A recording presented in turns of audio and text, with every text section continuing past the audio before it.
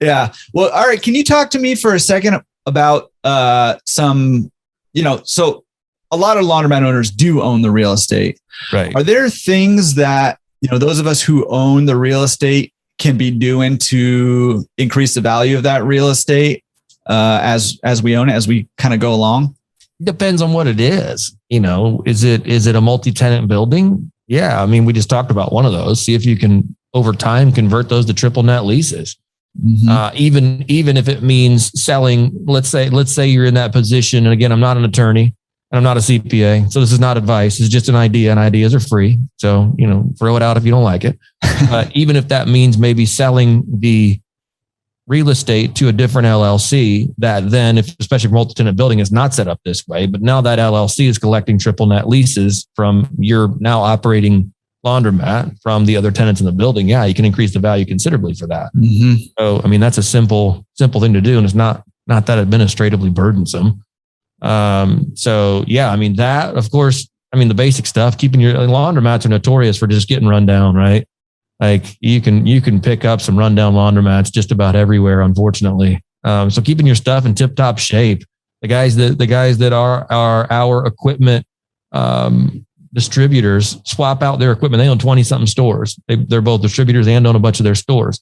They swap out all their equipment every 7 years. It's like every 7 years, all new equipment. Everything gets changed out. We found the maintenance expenses are too high. We've found that the resale value is still there for the existing equipment. And then we're basically a brand new store every 7 years.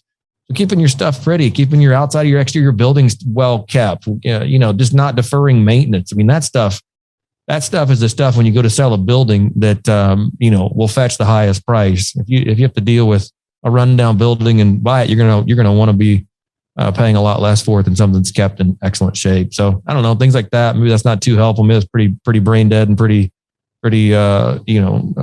basic, but those are things I would think about.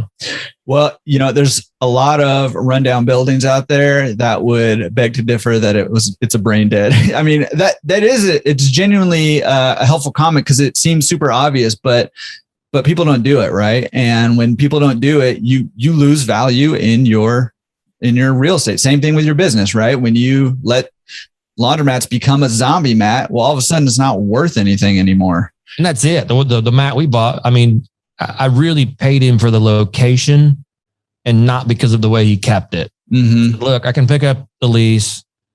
I want your location. It's been here for 60 years. Everybody knows it's here. It was a dump.